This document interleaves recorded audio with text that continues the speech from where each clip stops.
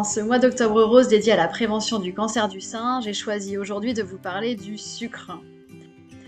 Dans l'équilibre, tout est bon et dans l'excès, tout s'effondre. Je trouve que cette phrase sied particulièrement bien au sucre. Vous allez voir pourquoi. Nous avons besoin de ce nutriment pour fabriquer de l'énergie qui va nous permettre de marcher, de penser, de parler, de manger, de digérer, de respirer, entre autres. Comment ça marche?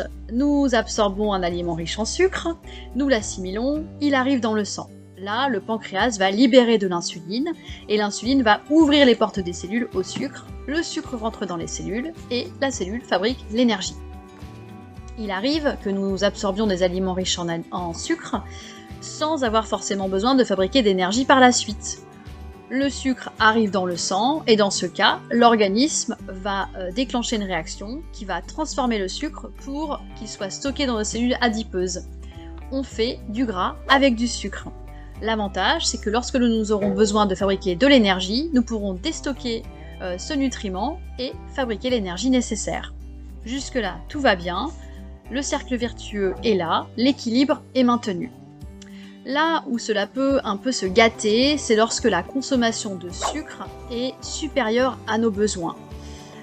Cela arrive notamment beaucoup actuellement car le sucre est omniprésent dans notre consommation quotidienne. Le sucre, c'est acté, est en partie responsable du surpoids, de l'obésité et de l'insulino-résistance. Or, ces trois éléments sont parmi les principaux facteurs de risque de développement des cancers hormonodépendants. Vous voyez où je veux en venir. Aujourd'hui, en prévention santé et cancer du sein, la modulation de la consommation de sucre et le choix des sources de sucre est très important et fait partie du premier conseil. Ce que je vous propose de faire en premier lieu, ça va être de faire un état des lieux de votre consommation de sucre au quotidien. Étudiez un petit peu vos aliments, ce que vous mangez, quand, comment. C'est vrai que le sucre est partout, hein, vous vous rendrez compte en vous renseignant un petit peu plus que au-delà d'être présent dans le soda, dans les bonbons, dans l'alcool, dans les céréales, le pain, le riz, les pâtes, le sucre il est aussi là dans les fruits avec le fructose et dans les produits laitiers avec le lactose. Alors je ne suis pas en train de vous dire de tout arrêter, loin de là, on le sait, l'excès dans un sens comme dans un autre, c'est pas bon pour le corps, il déteste ça. L'idée c'est juste de faire un état des lieux pour prendre conscience. C'est toujours intéressant quand on veut changer quelque chose de comprendre d'où ça vient, pourquoi, comment. Et donc connaître les sources de sucre dans notre alimentation fait partie du point de départ du changement. Ce qu'on va pouvoir faire ensuite, c'est supprimer certains aliments, notamment les sodas et les bonbons. Là-dessus, il n'y a pas d'alternative, on arrête. Ensuite, on va pouvoir remplacer. C'est-à-dire qu'on va pouvoir remplacer ce que l'on appelle les aliments à index glycémique haut, très vite assimilés, qui sollicitent beaucoup notre organisme, par les index à glycémique bas, qui sont plus longs à être absorbés et qui vont réguler, voire réduire l'assimilation, l'absorption de sucre dans notre organisme. Alors comment?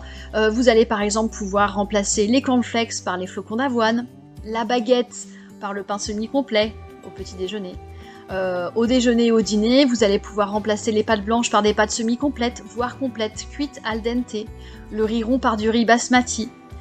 Vous allez pouvoir réduire la parfaite aux céréales pour augmenter celle des légumineuses, moitié-moitié par exemple. Si vous êtes des gourmands et que vous aimez grignoter ou prendre des encas, vous pourrez remplacer les barres de céréales et les viennoiseries par des fruits, par des amandes ou par du chocolat noir. Si vous mettez du sucre dans votre café, testez la stevia. C'est un excellent ersatz au sucre, par exemple.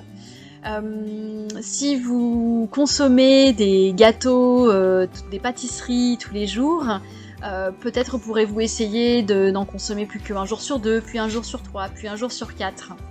Alors, je sais que ces conseils peuvent paraître très faciles comme ça, dit à voix haute. Je sais aussi comme ça peut être difficile à mettre en place, parce que le sucre est une addiction. Et l'addiction, ça ne s'arrête pas d'un coup, ça demande à être fait doucement, en conscience, ça peut même nécessiter d'être accompagné, Donc n'hésitez pas à lire, à vous inspirer, à demander conseil, parce que au-delà de vouloir, ça va être pertinent de trouver une motivation, de mettre un sens à cet acte. Sachez que votre organisme, il va toujours s'habituer au changement à partir du moment où il est fait de manière progressive et en douceur, en accord avec vous-même. Voilà, j'espère que ces premiers outils vous auront apporté quelques réponses. Je me tiens à votre disposition sur le chat si vous avez des questions ou besoin d'informations complémentaires. Prenez bien soin de vous et à bientôt.